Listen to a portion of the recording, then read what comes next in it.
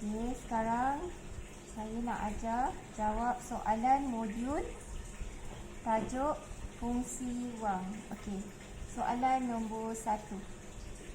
Nyatakan fungsi wang dalam pernyataan berikut. Okey, bila soalan nyatakan, kita bagi fakta sahaja.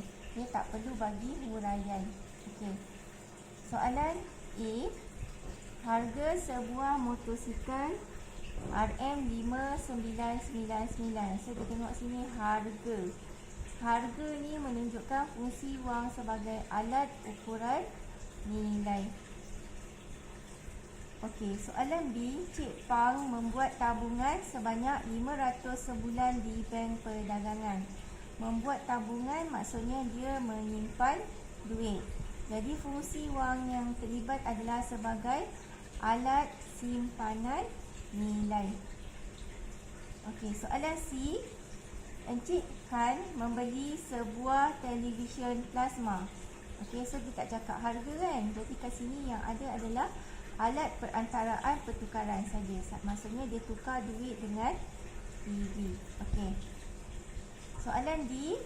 Wang boleh disimpan untuk kegunaan masa depan. Jadi keyword kat sini disimpan. Jadi fungsi wang adalah sebagai alat simpanan nilai. Okey, soalan D. Encik Khalil membeli tiket berharga RM17.50 untuk menonton tayangan gambar Black Panther. Okey, jadi membeli tiket berharga. So dia ada tunjukkan harga kat sini RM17.50. Jadi dia adalah alat ukuran nilai. Okey, soalan E. Puan Junaida membeli sebuah kereta Saga dengan ansuran bulanan. Okey, dengan ansuran bulanan. Jadi ansuran bulanan ni menunjukkan fungsi wang sebagai alat bayaran tertunda. Okey, soalan nombor 2 berkaitan dengan dialog antara penjual dan pembeli.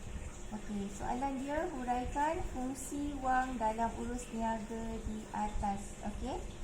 Jadi bila soalan huraikan, kita kena bagi 1 fakta dan 2 huraian. Okey. Jadi kita kena tengok, first kali kita kena tengok apakah fungsi wang yang terlibat dalam dialog tersebut. Okey. Jadi yang pertama kita kena baca dululah. Okey, penjual kata, bersetujukah encik nak beli kereta ni? Okey, Azham kata, saya setuju, tapi saya nak bayar dalam tempoh 7 tahun. Boleh ke? Penjual kata, boleh. Encik bayar deposit RM5,000 dan bayar setiap bulan RM500 sahaja. Jadi kita nampak kat sini keyword dia bayar setiap bulan RM500 sahaja. Jadi ini menunjukkan wang sebagai alat bayaran tertunda. Okey. Lagi satu fungsi wang yang terlibat adalah alat perantaraan pertukaran. Okey, iaitu Azham tadi dia beli kereta, so dia bagi duit. Jadi penjual bagi dia kereta. Jadi berlaku proses pertukaran kat situ. Jadi fungsi wang yang terlibat adalah alat perantaraan pertukaran.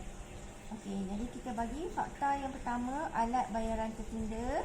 Okey, huraian dia kita bagi maksud. Apakah maksud alat bayaran tertunda? Iaitu urus niaga dilakukan secara kredit. Okey, secara kredit ni kita boleh tulis juga iaitu secara hutang.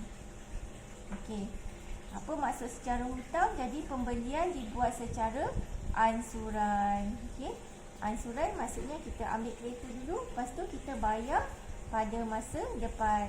Okey, kenapa kita boleh buat bayaran secara ansuran? Sebab tadi wang tadi bersifat stabil. Okey. Okey, jadi huraian yang lain yang kita boleh bagi adalah untuk membolehkan pemilikan harta. Sebab tadi Azham tak cukup duit. Jadi kalau dia nak simpan duit sampai bila dia nak ada kereta. Jadi bila dia boleh bayar secara ansuran, dia boleh dapat kereta sekarang. Okey. Dan dia boleh bayar sikit-sikit. Okey, seterusnya fungsi yang kedua sebagai alat perantaraan pertukaran. Okey, jadi dia tukar tadi duit dengan kereta. Jadi dia dapat gunakan kereta. Okey. Jadi duit diterima oleh siapa? Duit diterima oleh penjual. Okey, jadi Azham dapat kereta, penjual dapat duit. Jadi dia akan memudahkan urus niaga. Okey, contohnya tadi kat sini. Okey, dia tak bagi tahu harga kereta kan, tapi dia bagi tahu bayar deposit RM5,000 saja. Jadi kita masukkan, kita boleh juga masukkan dalam jawapan. Okey, Azham tadi membayar deposit sebanyak RM5,000. Okey, so sekarang kita tengok pula soalan objektif. Okey, soalan objektif, soalan nombor 1.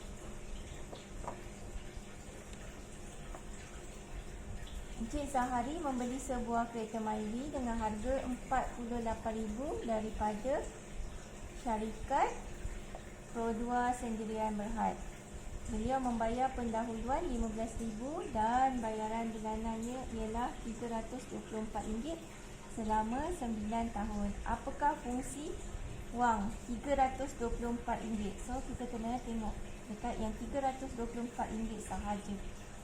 Jadi RM324 tadi ialah bayaran bulanan. Jadi dia ansuran bulanan. Jadi fungsi dia adalah sebagai alat bayaran tertunda. Okay, kita tak boleh jawab sebagai alat ukuran nilai sebab dia tak tanya yang RM48,000. Okay, dia tanya yang RM324. Okey, soalan nombor 2. Encik Mat mempunyai deposit tetap sebanyak RM10,000 di Maybank. Deposit tetap ni ialah sejenis simpanan. Okey, simpanan di bank perdagangan. Jadi jawapan dia adalah wang sebagai alat penyimpanan nilai. Okey, soalan nombor 3.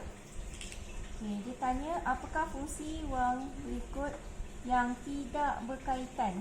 Jadi keyword dekat sini yang tidak berkaitan.